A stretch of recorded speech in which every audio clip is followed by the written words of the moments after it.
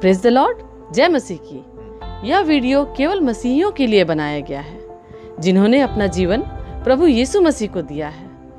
इस वीडियो से हमारा मकसद किसी व्यक्ति, जाति, धर्म अथवा संस्थाओं को ठेस पहुंचाना या उनके अनुयायियों का अपमान करना नहीं, बल्कि बाइबल की शिक्षाओं को आम लोगों तक पहुंचाना है।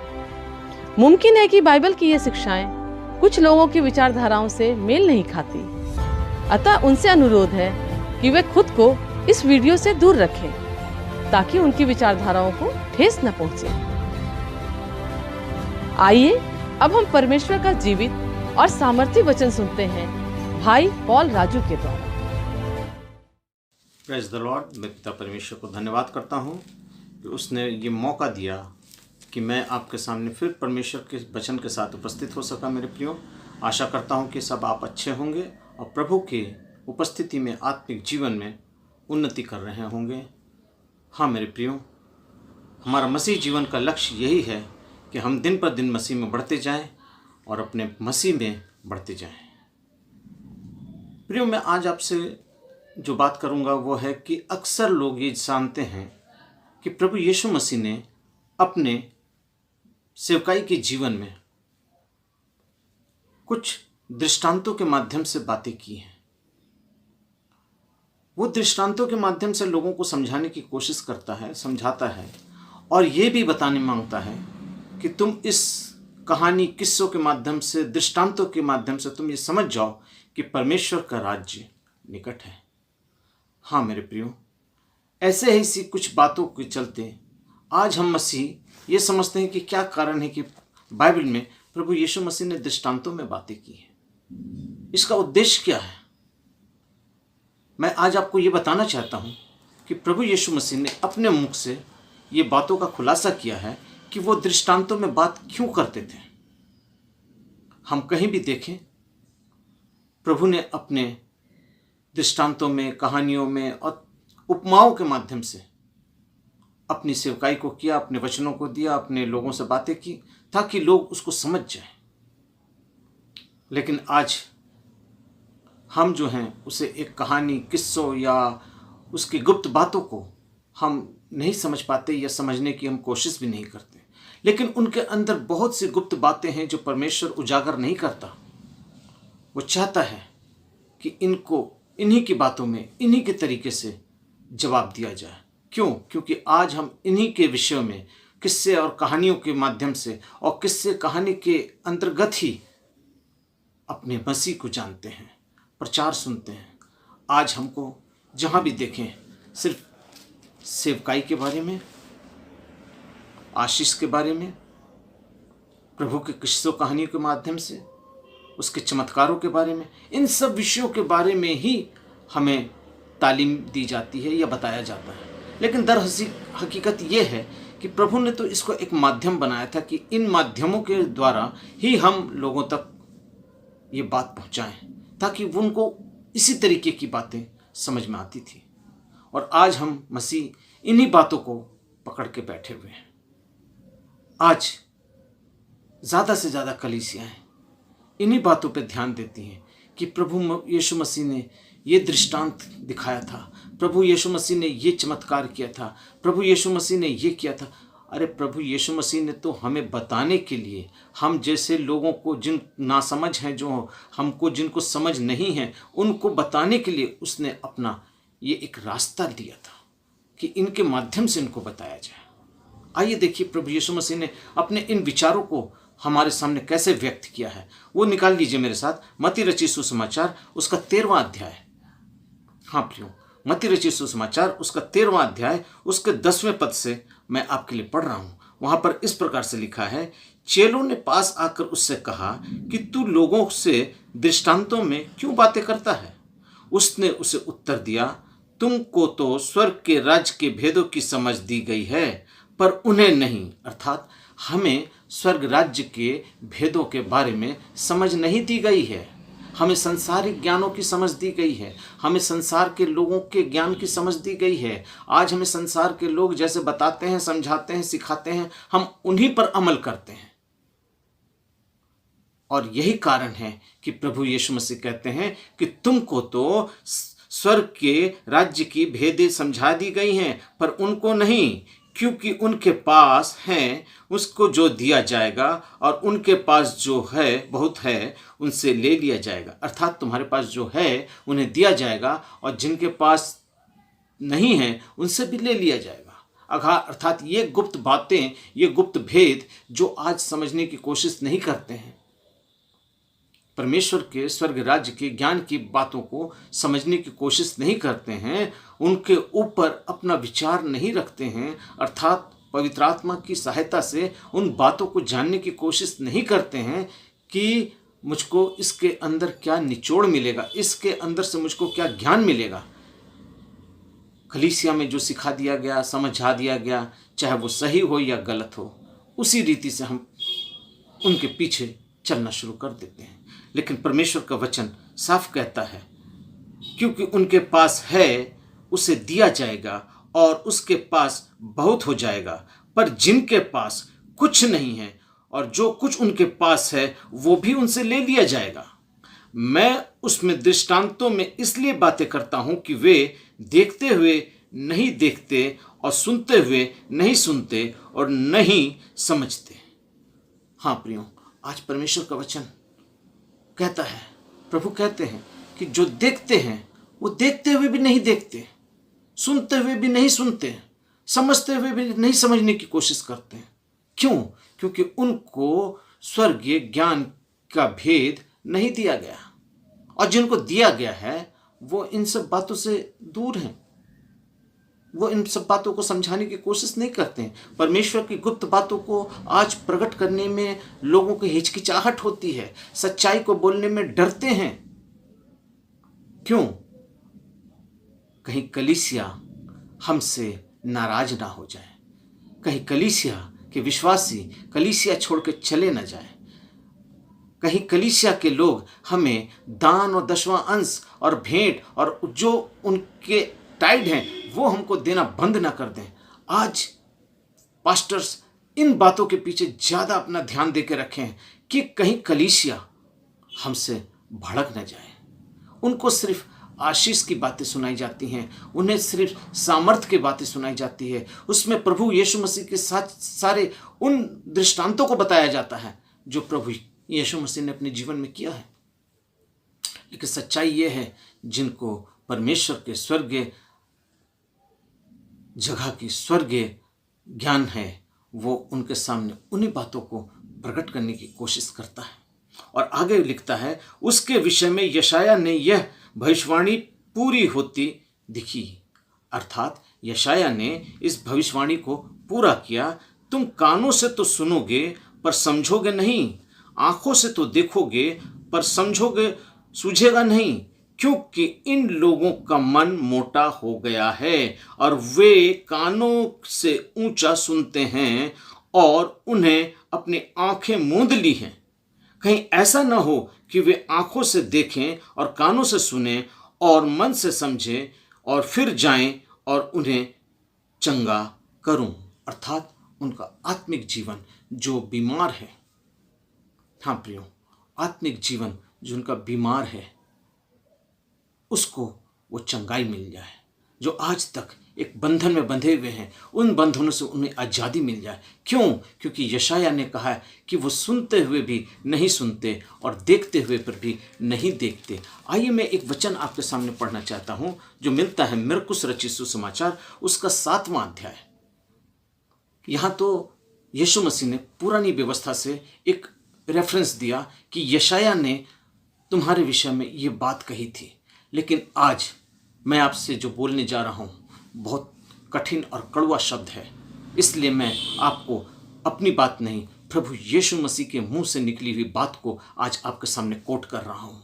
वो कोट इसलिए कर रहा हूँ कि आज कलीसिया इन्हीं सब बातों के ऊपर उलझी हुई है, इन्हीं सब बातों के अंदर फंसी हुई है, इन्हीं सब क्रियाओं के अंदर फंसी हुई है, ताकि कोई उनको आज़ाद न कर दे, ताकि वो चंगे न हो जाएं। आज शैतान चाहता है कि वो बीमार हैं तो बीमार रहें, आज वो बंधन में है तो बंधन में रहें, आज वो किसी भी प्रकार से असमर्थ है तो असमर्थ ही रहें। क्यों?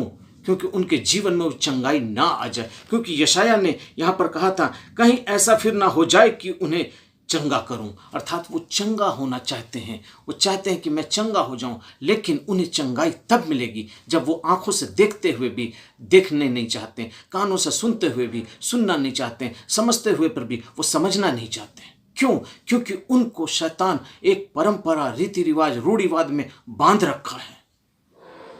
इसीलिए प्रभु यीशु मसीह ने अपने दृष्टांतों के माध्यम से अपने बातों को प्रकट करने की कोशिश की और ये बताना चाहा कि सुन लो, ये मैं तुमको कहानी और किस्सों के माध्यम से ये बात बताता हूँ ताकि तुम ये समझ जाओ कि परमेश्वर का राज निकट है।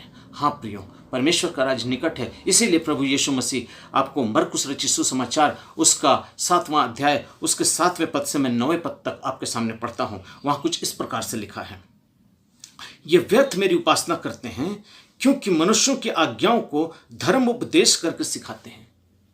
प्रियो, ये मैं नहीं कह रहा हूं, ये परमेश्वर का वचन कह रहा है। ये परमेश्वर का वचन कह रहा है, वो भी यीशु मसीह के मुख से निकला हुआ ये वचन है। प्रभु यीशु मसीह कह रहे हैं, तुम व्यर्थ मेरी उपासना करते हो क्योंकि मनुष्यों की आज्ञाओं को धर्म उपदेश करके सिखाते हो। आज हमारे बीच में जो आत्मिक बीज बोया जा रहा है, वो धर्म उपदेश जो दिया जा रहा है, वो मनुष्यों की आज्ञा है। आज बहुत से ऐसे रीति रिवाज हैं, बहुत से ऐसी डॉक्ट्रिन्स हैं, बहुत से ऐसे सिद्धांत हैं जो इस बाइबल में नहीं पाए जाते हैं। फिर भी उन चीज़ों को आज हमारी कलीसियाओं में इम्प्लीमेंट किया जा रहा है, हमारी कलीसियाओं में बताया जा रहा है, हमारी कलीसियाओं में दिखाया जा रहा है, उनको क्रिया के रूप में प्रकट किया जा रहा है। क्यों? क्योंकि प्रभु कहते हैं ये व्यर्थ मेरी उपासना करते हैं। आप कलीसियाओं में जाएंगे, आप आराधना करेंगे, आप स्तुति करेंगे, आप भजन गाएंगे, प्रार्थना करेंगे, वचन पढ़ेंगे, वचन का प्रकाशन आपको मिलेगा, वचन सुनेंगे, सब कुछ करेंगे, लेकिन आपके अंदर वो आत्मिक आंख जो है, आप बीमार हैं तो बीमार ही रहेंगे। जैसा यशायाह ने कहा, ये चंगे ना हो जाए, ये नहीं चाहते कि मैं चंगा हो जाऊं। आज आप उसी तरीके से बीमार रहना चाहते हैं क्योंकि आपके अंदर प्रभु का वो प्रकाशन, क्योंकि प्रभु ने अपने आगे मैंने पढ़ा था, उसमें प्रभु ने कहा था, मत्ती जहाँ मैंने पढ़ा था 13वें अध्याय के 10वें पद से, क्योंकि प्रभु ने अपने चेलों से कहा कि मैं चाहता हूं कि वो देखते हैं तो ना देखें। हाँ प्रियो, उनके अंदर वो आत्मिक ज्ञान नहीं। आइए मैं उस वचन को पढ़ देता हूँ फिर से, क्योंकि आपके लिए ये बहुत ज़रूरी है कि आज आप इस बात को समझ जाएं कि परमेश्वर का वचन क्या कहता है। उसने उत्तर दिया कि तुमको तो स्वर्ग राज्य का भेद समझ दी गई है, पर उनको नहीं। किनको?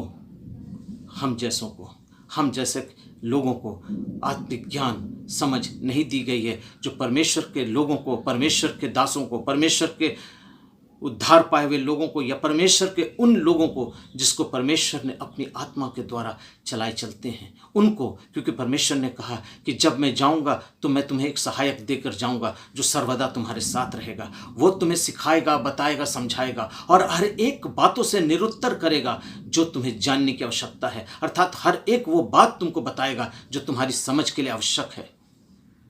हाँ प्रियो, आज हर एक बात जो हमारे लिए आवश्यक है वो प्रभु हमें बताना चाहते हैं। और उसने 13वें पद में कहा, मैं उनसे दृष्टांतों में इसलिए बातें करता हूं कि वे देखते हुए नहीं देखते। अर्थात प्रभु कहते हैं कि वो देखते हुए नहीं देखते और सुनते हुए नहीं सुनते और नहीं समझते।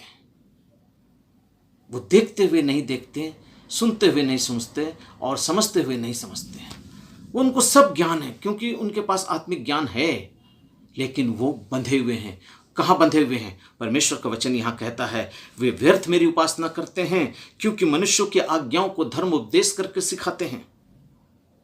प्रियो, आज परमेश्वर के इस वचन को तोड़कर मरोड़कर समझाने वाले आज संसार में बहुत से बाबा लोग हैं, बहुत से प्रभु के दास हैं जो अपनी सुविधाओं के लिए, अपनी उपलब्धियों के लिए, अपनी लालसाओं में, अपनी आवश्यकताओं में, अपनी ज़रूरतों में आज प्रभु को बाजारों में खड़ा करके उनके धर्म का प्रचार कर रहे हैं, सिर्फ अपने अपने और अपनी सुविधाओं के लिए। माफ़ कीजिएगा, परमेश्वर का वचन इस वक्त बहुत तेज़ी से ये बात कहने को मजबूर कर रहा है कि परमेश्वर के वचन को आज हम लोगों ने तोड़ दिया है। आज परमेश्वर के सिद्धांतों का आज हम लोगों ने मरोड़ दिया है। आज परमेश्वर के सिद्धांतों का हमने बाजार में खड़ा कर दिया है। क्योंकि परमेश्वर का वचन कहता है तुम व्यर्थ मेरी उपासना करते हो। और आगे कहता है क्योंकि तुम परमेश्वर की आज्ञाओं को टालकर, आज हमारे पास ये जो परमेश्वर की आज्ञा है जिसके ऊपर परमेश्वर ने हम पर अमल करने की लिए कहा था, उन आज्ञाओं को टालकर आज हम मनुष्यों की आज्ञाओं पर चलना शुरू कर दिए हैं। हाँ प्रियो, मुझको एक बात याद आ रही है जो यहोशू की पुस्तक उसका पहला अध्याय और उसके 8वें पद में हमें मिलता है। हाँ प्रियो, ये उस वक्त की बात है जिस समय मूसा यहोशू से पहले जो इस्राएलियों का अगुआ था वो मर चुका था। हाँ प्रियो, जब मूसा की मृत्यु हो गई, इस्राएलियों को कानान देश ले जाने का सारा अधिकार, सारा दायित्व यहोशू के ऊपर आ गया था। आपको मालूम होना चाहिए यहोशू कौन था। यहोशू जो था वो मूसा का एक सेवक था, लेकिन परमेश्वर ने मूसा की सेवकाई हारून को नहीं दी, अर्थात आप उसके बड़े भाई जो महायाजक था, जो वहाँ पवित्र स्थान में जाता था, उस तक को नहीं दी। क्यों नहीं दी? क्योंकि वो जानता था कि इसी हारून ने एक दिन बछड़ा बनाकर मेरे विरुद्ध मेरी मूर्ति बनाकर इस्राएलियों से पूजा करवा दी थी। हाँ प्रियो, मैं आज उस बातों को जोर नहीं दूंगा, लेकिन आज मैं इस बातों को जोर दूंगा कि परमेश्वर की व्यवस्था को आज हम कैसे तोड़कर मरोड़कर आज हम व्यक्त करने लगे हैं। क्योंकि परमेश्वर का वचन कहता है, यहोशू 1 उसके 8वें और 9वें पद को मैं आपके सामने पढ़ता हूं। अगर आप इस वचन पे चलते हैं, इस वचन को मानते हैं, परमेश्वर की व्यवस्था को मानते हैं, उसका अंगीकार करते हैं, तो परमेश्वर हमें क्या क्या आशीष देगा, इन बातों के ऊपर मैं आज आपको बताऊंगा। लेकिन मैं उससे पहले ये बताऊंगा कि परमेश्वर ने यहोशू के संग वाचा क्या बांधी। जब यहोशू डर गया कि मैं इतनी बड़ी इस्राएली जाति का अगुआ बनकर कैसे चलूंगा, तब परमेश्वर ने यहोशू से क्या कहा, सुनिए। उसके 8वें पद में लिखता है, व्यवस्था की ये पुस्तक, अर्थात यहोशू की पुस्तक, उसका पहला अध्याय उसका 8वें पद से मैं पढ़ रहा हूँ। वहाँ यहोशू से परमेश्वर कहता है, ये व्यवस्था की पुस्तक, अर्थात ये पवित्र वचन, अर्थात जिसको हम बाइबल कहते हैं, ये व्यवस्था की पुस्तक। क्योंकि यीशु मसीह ने अपने जीवन में कहा कि मैं व्यवस्था की पुस्तक को तोड़ने नहीं, लोप करने नहीं, बल्कि पूरा करने आया हूँ। इस व्यवस्था की पुस्तक की बात हो रही है। हाँ, यहाँ पर लिखा है, व्यवस्था की ये पुस्तक तेरे चित्त से कभी उतरने ना पाए और इसी में दिन रात ध्यान किए रहना, इसलिए जो कुछ इसमें लिखा है उसी के अनुसार करने की तू चौकसी करना। इसमें जो कुछ लिखा है, लेकिन आज यहां पर लिखता है, वचन कहता है, क्योंकि तुम परमेश्वर की आज्ञाओं को टालकर, अर्थात इस पवित्र भविष्यवक्ताओं की पुस्तक को टालकर, व्यवस्था की पुस्तक को टालकर मनुष्यों की रीतियों को मानते हो, मनुष्यों की रीतियों को मानते हो। आज परमेश्वर ने वाचा बांधी थी कि तुम इस व्यवस्था की पुस्तक से अपना चित्त मत हटाना, अपना ध्यान मत हटाना, इसी के ऊपर दिन रात ध्यान किए रहना। लेकिन आज हम अब इस व्यवस्था की पुस्तक पर से अपना ध्यान हटाकर मनुष्यों के ऊपर ध्यान लगा के बैठे हैं, मनुष्यों की रीतियों को मानने लगे हैं। और इसके आगे लिखता है, इसके अनुसार करने की तू अगर चौकसी करे, परमेश्वर का वचन कहता है, अगर इसके अनुसार तू करने की चौकसी करे और ऐसा ही करने में तू सब काम सफल होंगे और तू प्रभावशाली होगा। ऐसा करने से तेरे सब काम सफल होंगे। तू जो चिंता कर रहा है ना, तू इस्राएली जाति को कैसे लेकर तू कानान तक पहुंचेगा, तू जो चिंता कर रहा है ना, वो चिंता खत्म हो जाएगी। तू अगर इसको मानेगा ना, इस पर ध्यान देगा ना, इसकी लिखी हुई एक एक बातों को अपने जीवन में अमल करेगा ना, तो वो सारा पहाड़, वो यरीहो की दीवार जो उसने दिमाग में रखी थी, वो दिमाग से हट जाएगी, वो यरीहो की दीवार तक गिर जाएगी।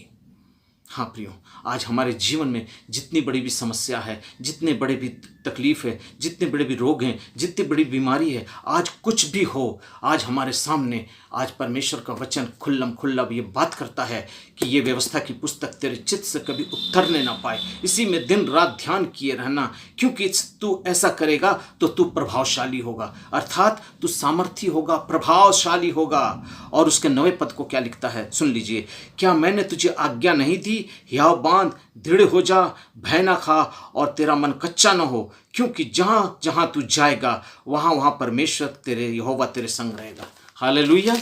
ये वो व्यवस्था थी, ये वो प्रतिज्ञा थी जो परमेश्वर ने इस्राएलियों के साथ यहोशू के संग बांधी कि ये व्यवस्था की पुस्तक तेरे चित्त से कभी उतरने न पाए। लेकिन परमेश्वर प्रभु यीशु मसीह इस जगह पर कहते हैं कि ये व्यर्थ मेरी उपासना करते हैं, क्योंकि मनुष्यों की आज्ञाओं को धर्म उपदेश करके सिखाते हैं। प्रियो, आज मनुष्यों की आज्ञा क्या है, इसको अगर मैं बोलूं तो शायद लोग मुझको पथरवाह करने लगेंगे। सही बात है। आपको प्रभु ने ज्ञान दिया है, बुद्धि दिया है, समझ दिया है। आप पढ़ के देख लीजिए कि इस वचन के अंदर क्या बातें हमें करनी हैं और कौन सी बातें हमें नहीं करनी है।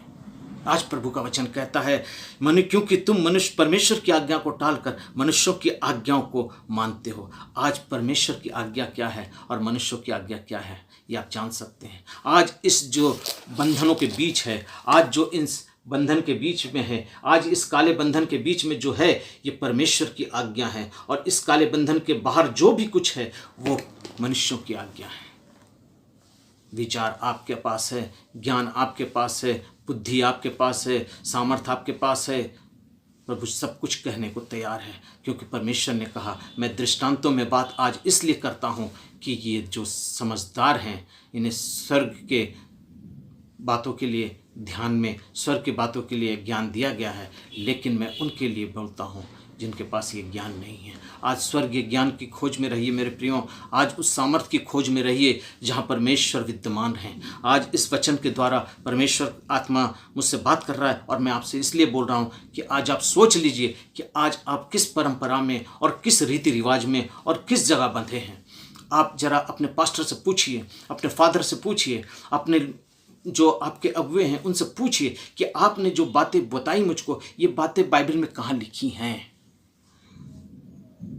हाँ मेरे प्रियो, ये बाइबल में कहाँ लिखी हैं, क्योंकि मैं आपको बता देता हूँ, प्रभु यीशु मसीह ने जिस समय शैतान का सामना किया, उसने सारी बातें शैतान के साथ अपने वचन के द्वारा बातें की। मेरा एक वीडियो है, वो है प्रभु यीशु मसीह की परीक्षा, शैतान के द्वारा प्रभु यीशु मसीह की परीक्षा। वो वीडियो आप उसको देखिए, उसमें प्रभु यीशु मसीह की उन परीक्षाओं के साथ साथ शैतान के साथ जो परमेश्वर का युद्ध हुआ इस वचन के माध्यम से, उसके बारे में मैंने प्रकाशन किया है, उसको मैंने खोल के बताया है कि उसमें प्रभु ने सारी बातों को इस वचन के द्वारा कहा। क्योंकि परमेश्वर का वचन मुझको याद दिला रहा है, वहाँ पर मत्ती 4 में जब लिखा है, यह आत्मा उसको जंगल में ले गया और उसको तुम शैतान के द्वारा उसकी परीक्षा हो, तो शैतान ने उससे कहा, तो इस पत्थर को कह कि रोटी बन जाए। तो परमेश्वर प्रभु यीशु मसीह ने कहा कि मनुष्य लिखा है। ये शब्द बहुत इंपॉर्टेंट रहता है जीवन में, क्योंकि लिखा है कि मनुष्य केवल रोटी से नहीं परंतु हर एक वो बात जो परमेश्वर के मुख से निकली है उससे वो जीवित रहेगा। तो ये लिखा कहाँ है? इन बातों को लिखा होने का एक तात्पर्य ये है कि परमेश्वर ने सारी बातें इन वचन के अंदर से करी है। लेकिन आज हम इस बातों को समझने की कोशिश नहीं करते कि मेरा परमेश्वर आज जब वचन से बात करता, वो परमेश्वर का पुत्र था, उसको अंदर सामर्थ्य थी, उसके अंदर सब कुछ स्वर्गीय बातें मौजूद थी, लेकिन उसने भी अपने पिता की उन्हीं बातों को अपने जीवन में इम्प्लीमेंट किया और कहा कि ये वचन जो है इसमें लिखा है कि मनुष्य केवल रोटी ही से नहीं परंतु हर एक वो वचन जो परमेश्वर के मुख से निकलती है उससे जीवित रहेगा। प्रियो, आज आपको समझने की आवश्यकता है कि आज इस वचन के अंदर में कौन सी बातें मनुष्यों की है, कौन सी बातें परमेश्वर की है। इसकी तुलना करना ये आपका दायित्व बनता है, क्योंकि आपके पास परमेश्वर ने ज्ञान, बुद्धि, समझ सब कुछ दिया है। जब परमेश्वर ने आदम और हवा को बनाया, आदम से कहा कि तू इस पृथ्वी पर फूलो फलो भर जाओ, इस अदन में अपना राज्य कर लो, लेकिन उससे कहा कि तुम इसका बीच वाले वृक्ष का फल ना खाना, अर्थात वो ज्ञान और बुद्धि का फल मत खाना। क्यों? क्या नहीं जानता था प्रभु? प्रभु सब जानता था, लेकिन उसे आज्ञा दी गई कि तू ऐसा मत करना, और इसलिए मत करना कि तेरे अंदर ज्ञान है, बुद्धि है, समझ है, तुझको मैंने अपने स्वरूप में बनाया है। अर्थात परमेश्वर के अंदर जो सारी चीजें विद्यमान थी उसने उठाकर सारे आदम के अंदर डाल दी। वो परमेश्वर का प्रतिरूप बनकर इस जगत में आया। परमेश्वर ने अपने स्वरूप में उसको बनाया, उसको ज्ञान, बुद्धि, समझ सारी बातों से उसको भरपूरी करे, लेकिन फिर भी परमेश्वर ने उसके लिए एक फल रखा और कहा उसको मत खाना। लेकिन आदम तो नहीं, हवा बहकाई गई और हवा ने वो फल तोड़ दिया। प्रियो, आज हमें ये समझने की आवश्यकता है, प्रभु ने हमें ज्ञान दिया, बुद्धि दिया, समझ दिया। हम इन बातों को समझने की कोशिश करें कि इस वचन के अंदर कौन सी बातें प्रभु की हैं और कौन सी बातें मनुष्यों की हैं। आज हमारी कलीसियाओं के अंदर बहुत से ऐसी बातें चल रही है, बहुत से ऐसे संस्कार चल रहे हैं, बहुत से ऐसे सिद्धांत चल रहे हैं जो आज इस वचन में नहीं पाए जाते हैं। हाँ प्रियो, मैं धीरे धीरे धीरे धीरे जब आगे जाऊंगा, अपने वीडियोस को अपलोड करूंगा यूट्यूब पर, मैं एक एक सब्जेक्ट पे एक एक बातों को बताऊंगा। प्रियो, आज हमें समझने की आवश्यकता है। और इसके आगे प्रभु कहते हैं, उसने उनसे कहा, अर्थात किसने? प्रभु यीशु मसीह ने उनसे कहा। क्या कहा? सुन लीजिए। तुम अपनी परंपराओं को मेरे बाप ने जो किया, मेरे दादाओं ने जो किया, उनके दादाओं ने, बाप ने, अर्थात जो हमारे जनरेशन के द्वारा हमारे जीवन में चलती चली आ रही हैं, उन परंपराओं को मानने के लिए, परमेश्वर की आज्ञा को कैसी अच्छी रीति से टाल देते हो। आज उन परंपराओं को आज हम मान रहे हैं, लेकिन अपने जीवित परमेश्वर के इस वचन को नहीं मान रहे हैं, जो मेरा वचन प्रभु ने हमें लिखवा कर दिया। उसने अपना एक बेटा दे दिया, उसके लिए उसने अपने आप को क्रूस पर दे दिया, अपना लहू बहा दिया, अपने प्राणों को दे दिया, हमारे पापों के लिए अपने आप को क्रूस पर दे दिया ताकि हम बच जाएं। आज उसके बलिदान को भी हम भूल गए हैं और उसके बलिदान को छोड़कर मनुष्यों की आज्ञाओं को, मनुष्यों की रीतियों को, मनुष्यों की परंपराओं को ध्यान दिए हुए हैं। प्रियो, आज बहुत दुख लगता है, बहुत अफसोस लगता है। क्यों? क्योंकि मैं भी कहीं ऐसी ही एक परंपरा और रीति रिवाज और रूढ़िवाद में फंसा हुआ था। मैं भी कहीं ऐसी जगहों में था जहां से प्रभु ने आज मुझको निकाला है। मैं वचन नहीं जानता था, मैं वचन नहीं पढ़ता था, मैं कलीसियाओं में नहीं जाता था, चर्च नहीं जाता था, प्रभु की संगति में नहीं था। लेकिन आज परमेश्वर को मैं धन्यवाद देता हूं कि उसने मुझे इस योग्य बनाया कि मैं आज आपके सामने इन बातों का खुलासा कर सकता हूं। हाँ मेरे प्रियो, आज परमेश्वर का वचन बहुत तेज़ी से परमेश्वर की बातों को बोलने के लिए इस बात को बोल रहा है कि आज हमें समझने की आवश्यकता है कि हम व्यर्थ ये काम को करते हैं, क्योंकि मनुष्यों की आज्ञाओं को, हाँ प्रियो, मनुष्यों की आज्ञाओं को धर्म उपदेश करके सिखाते हैं। आज हमारे पास कौन से मनुष्यों की आज्ञा है? आप नहीं जानते? आप जानते हैं, आप जानते हैं, लेकिन आज तक आपने कभी इसका विरोध नहीं किया। क्यों? ये इसलिए नहीं किया कि आप अपनी परंपराओं में, अपनी रीति रिवाजों में फंसे हुए हैं, बंधे हुए हैं, और उससे आपने अपनी परंपराओं को मान लिया, लेकिन अपने प्रभु यीशु मसीह को छोड़ दिया। हाँ प्रियो, आज अपने परंपराओं को आपने मान लिया। आज आप मूर्ति पूजा करते हैं, आज आप रोजरी माला चलाते हैं, आज आप तरह तरह के जगहों पर जाकर मन्नतों को करके उनके आगे सिर सिजदे करते हैं। आप गलत आराधना करते हैं, गलत प्रार्थना करते हैं, वचन की सही बातों को उलट फेर कर, तोड़ मड़ोड़ कर लोगों को बताते हैं, और वैसा ही लोग आज सुनकर उनके पीछे चलते हैं। परमेश्वर के राज्य को आप गलत बतलाते हैं, परमेश्वर के आगमन, प्रभु यीशु मसीह के आगमन को आप गलत तरीके से पेश करते हैं।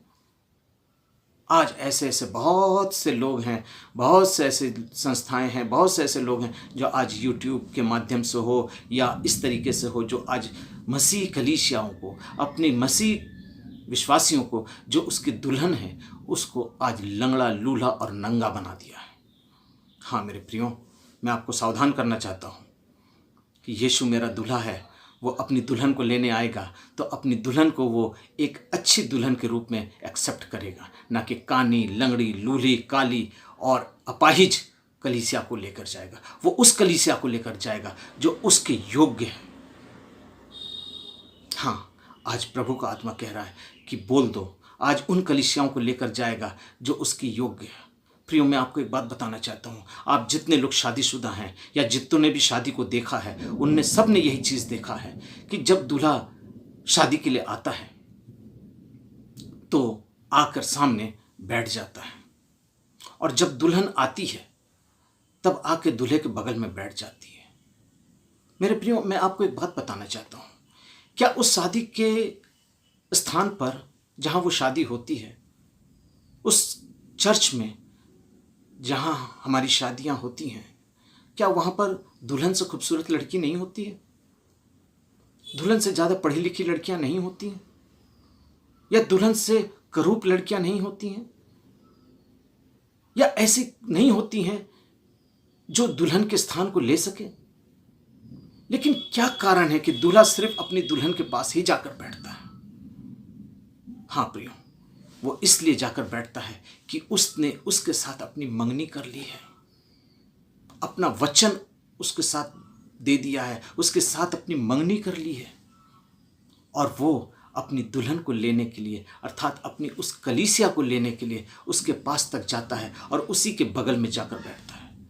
सखियां बहुत होंगी उसके साथ, उसकी सखियां जब उसको सामने तक लाती हैं, बहुत होती हैं, 2 3 4 5 7 जो भी हों, आती हैं, उसको वहाँ पर बैठाती है दूल्हे के बगल में, फिर पीछे की तरफ जाकर उनके पीछे खड़ी हो जाती हैं। क्यों?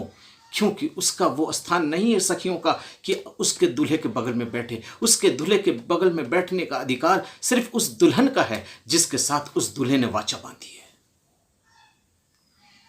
प्रियो, मैं आपको सावधान करना चाहता हूं कि आज आप प्रभु की दुल्हन हैं, आज आप प्रभु की दुल्हन हैं, और आपका दूल्हा आने वाला है, और अपने दूल्हे के लिए आप अपने आप को तैयार कर लीजिए। हाँ प्रियो, इसके बाद मैं कुछ वीडियो लोड करूंगा, उसमें मैं इन बातों का खुलासा करूंगा, लेकिन आज मैं सिर्फ इतना ही कहूंगा कि आज हमारी मसीह कलीसियां अपाहिज, लंगड़ी, लूली, कानी, अंधी, बहरी हो गई हैं, और इसी में वो चाहती हैं कि मेरा दूल्हा आए और मुझको लेकर जाए। कभी नहीं लेकर जाएगा। उसको एक परफेक्ट दुल्हन चाहिए, एक मजबूत दुल्हन चाहिए, एक सुंदर दुल्हन चाहिए, एक अच्छी दुल्हन चाहिए, जो उसके साथ उसके परमेश्वर के पिता के सिंहासन के पास बैठ सके। अगर उस दुल्हन के कपड़ों में कीचड़ लगा होगा, उसके दुल्हन के कपड़े फटे हुए होंगे, या उसके कपड़े में गंदगी होगी, तो क्या उसका पिता उस दुल्हन को स्वीकार करेगा? वो दूल्हा उसको स्वीकार करेगा? नहीं प्रियो, आज अपने वस्त्रों को हमको धो लेना है, अपने गुनाहों को मान लेना है, और हमारे लिए वही एक एंटीवायरस है और एंटी क्लिनिक पाउडर है जो हमारे वस्त्रों को धो देता है, और वो है प्रभु यीशु मसीह का लहू। मैं आपको बताना चाहता हूँ, पहला यूहन्ना उसका 1:7 जब आप पढ़ेंगे तो वहाँ पर लिखा है कि यीशु का लहू ही हमारे सारे पापों को धोकर शुद्ध और पवित्र कर सकता है, और कोई नहीं, और कोई नहीं, और कोई नहीं। और पहला यूहन्ना उसका 2 अध्याय उसका 1 और 2 कहेगा, तो सारे पापों का, अधर्मों का हमारे बीच एक बिचवैया है, अर्थात प्रभु यीशु मसीह। आज हम किस परंपरा में हैं, किस रीति रिवाजों में हैं, किस डॉक्ट्रिन के अंदर फंसे हैं, इसका फैसला करना आपके पास है। आपको जबरदस्ती कोई नहीं कर सकता। मैं भी कुछ ऐसी कलीसियाओं में था जहां पर मैं अपनी मन मर्जी करता था, लेकिन मुझको जब परमेश्वर का ज्ञान, वचन का ज्ञान हुआ, जब परमेश्वर ने मुझको वहां से निकाला, चुना, तब उसने मुझको अलग कर अपनी कलीसिया के लिए एक मजबूत खंभे के रूप में इस्तेमाल किया। हाँ प्रियो, आज परमेश्वर का वचन कहता है, ये व्यर्थ मेरी उपासना करते हैं, क्योंकि ये मनुष्यों की आज्ञाओं को, आज मनुष्यों की क्या आज्ञा है? आज कौन आपको ये आज्ञा दे रहा है? एक मनुष्य आज्ञा दे रहा है। क्यों दे रहा है? क्योंकि वो आज्ञा देने वाला मनुष्य नहीं है, इस जगत का, इस संसार का हाकिम, अर्थात वो शैतान है, जो उस मनुष्य के माध्यम से आज हमारे बीच में, हमारे कलीसियाओं के इस वचन के सिद्धांतों को तोड़ रहा है। हाँ प्रियो, अदन की वाटिका में डायरेक्ट शैतान हवा के पास नहीं गया, उसने सांप को बिचवैया बनाया। क्यों बनाया? क्योंकि लिखा है, सांप जो था सब जंतुओं में चालाक था, इसलिए शैतान ने उसको माध्यम बनाया। आज भी हमारे बीच जो हमारा बिचवैया है, हमारे प्रभु यीशु मसीह के और हमारे कलीसिया के बीच जो बिचवैया है, और जो हमारे अगुवे हैं, हमारे जो और भी लोग हैं जो हमें परमेश्वर का वचन सुनाते हैं, उनके माध्यम से आज वो आकर इन वचनों को तोड़ और मरोड़ के बातें करता। परमेश्वर का ये अनुग्रह है कि आज उसने मुझे आपसे ये बातें करने का अवसर दिया। प्रियो, मैं बैठा था तो किसी और विषय पर आपसे बात करने को, लेकिन ये परमेश्वर का अनुग्रह है, ये उसकी योजना है कि मैं बोल कुछ और रहा हूँ। मैं आपसे इन बातों पे बोलना नहीं चाहता था, मैं बोलने के लिए ये तैयारी भी नहीं करके आया था कि मैं आज इस विषय पर बोलूँगा, लेकिन परमेश्वर का आत्मा मेरे मुंह से ये निकलवा दिया बहुत आश्चर्य की बात लग रही है मुझको आज ये, कि प्रभु मुझको आज किस तरीके से यहाँ पर बोलने को मजबूर कर दिया। मैं कदापि या मैं इस सब्जेक्ट पे इस समय वीडियो बनाने की तैयारी पे नहीं था। मैं किसी और विषय पर बात करना चाहता था आपसे, लेकिन परमेश्वर का आत्मा मुझको कुछ और बताने को कह दिया। हाँ मेरे प्रियो, ये है परमेश्वर की योजना। वो अपने लोगों को अपनी तरीके से चलाता है। आइए मैं आपको एक पद पढ़वाना चाहता हूँ, मेहरबानी से मेरे साथ निकाल लीजिए। कुलूसियों की पुस्तक उसका दूसरा अध्याय, कुलूसियों की पुस्तक उसका दूसरा अध्याय उसका 8वां पद। वहां पर कुछ इस प्रकार से लिखा है, चौकस रहो कि कोई तुम्हें उस तत्व ज्ञान और व्यर्थ धोखे के द्वारा अपना अहेर ना बना ले। अहेर का मतलब होता है पकड़ ना ले। जैसे बहेलिया जाल लगाकर पंछी को अहेर करता है, पकड़ता है, अपनी जाल में फंसा लेता है, उसका शिकार करता है, उसी तरीके से परमेश्वर का वचन यहाँ कहता है, चौकस रहो कि कोई तुम्हें इस तत्व ज्ञान से व्यर्थ धोखे के द्वारा अपना अहेर न बना ले, जो मनुष्यों की परंपराओं और संसार की आदि शिक्षाओं के अनुसार तो हैं, जो परंपराओं और आदि शिक्षाओं के अनुसार तो हैं, पर मसीह के अनुसार नहीं। ये संसार के लिए इन बातों का तो होना है, पर मसीह के लिए ये नहीं है। आज शैतान यही चाहता है कि वो हमें अहेर कर ले और परमेश्वर के ज्ञान से हमें भटकाकर हमें अपने उस मकसद में इस्तेमाल करे। प्रियो, आज परमेश्वर का वचन कहता है कि तुम सावधान रहो, ऐसा ना हो कि तुम उन परंपराओं में,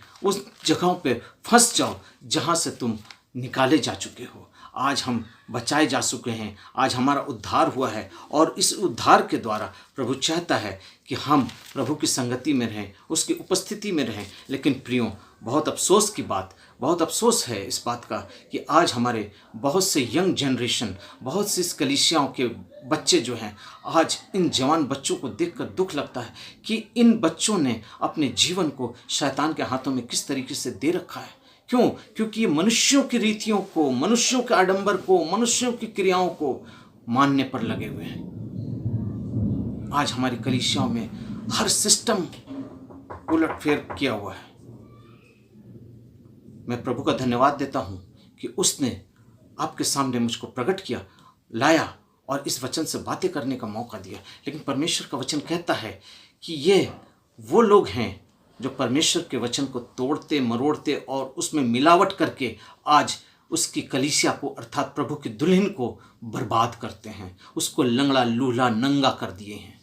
मैं उनकी बात करता हूं। और देखिए परमेश्वर का वचन क्या कहता है, मेरे साथ निकाल लीजिए मत्ती रचित सुसमाचार उसका 5वां अध्याय, मत्ती रचित सुसमाचार उसका 5वां अध्याय उसके 19वें पद को मैं आपके सामने पढ़ रहा हूं। वहां पर कुछ इस प्रकार से लिखा है, इसलिए जो कोई इन छोटी में छोटी आज्ञाओं में से किसी एक को तोड़े और वैसा ही लोगों को सिखाए, वो स्वर्ग के राज्य में सबसे छोटा कहलाएगा।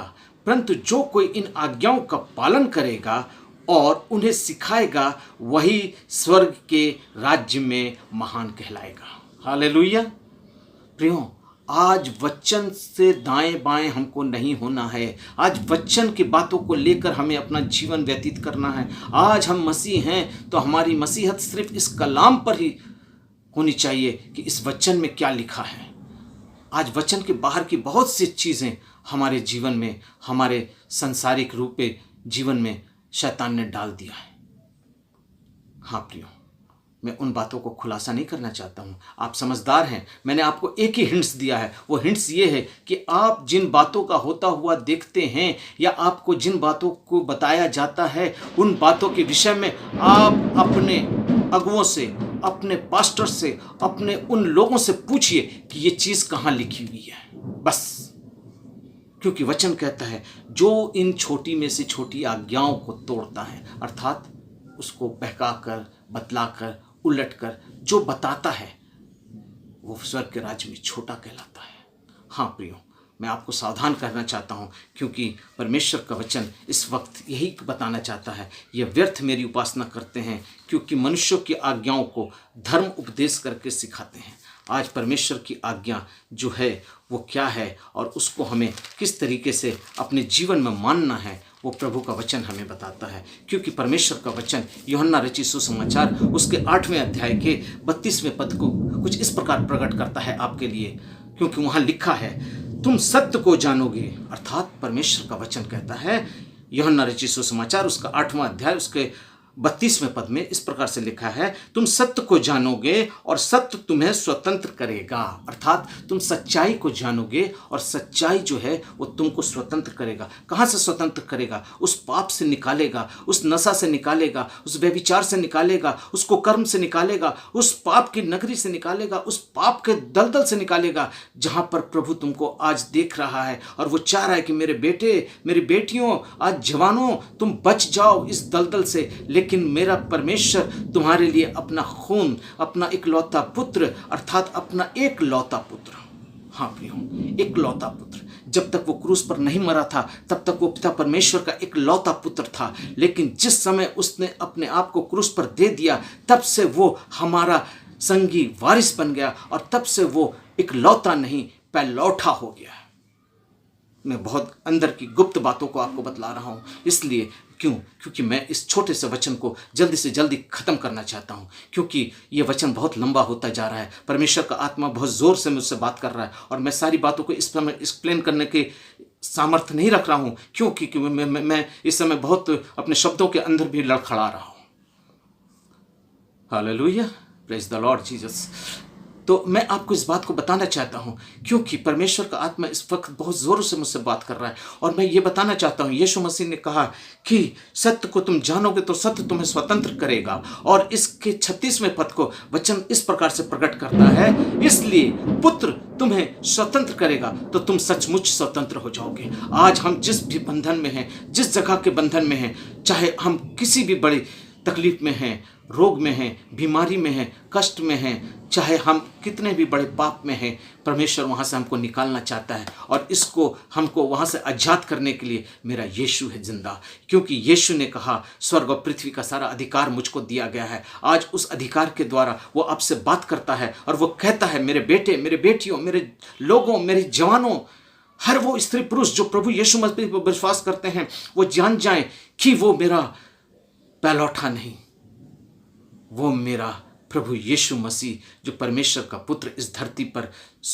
आया, वो हमारे लिए इकलौता बनकर आया और पैलौठा बनकर हमारे लिए अपने आप को क्रूस पर दे दिया। क्योंकि हम अब उसके संगी वारिस हैं। अगर हम उसके संगी वारिस हैं तो हम परमेश्वर की संतान हैं, और अगर परमेश्वर की संतान हैं तो हम यीशु के संतान हैं, यीशु के भाई हैं, उसके हम और भी संतानें हैं जो आज हम इस जगत में, इस कलीसियाओं के अंदर हैं। आप विश्वास करें, आप कोई कलीसिया के हों, जिस कलीसिया में भी हों, इससे कोई मतलब नहीं। कलीसिया कभी आपको स्वर्ग नहीं ले जाएगा, कोई पास्टर आपको कभी स्वर्ग नहीं ले जाएगा। परमेश्वर का वचन कहता है, प्रत्येक व्यक्ति अपने कर्मों के द्वारा ही न्याय मिलेगा उसको, किसी का न्याय किसी के बदौलत नहीं होगा।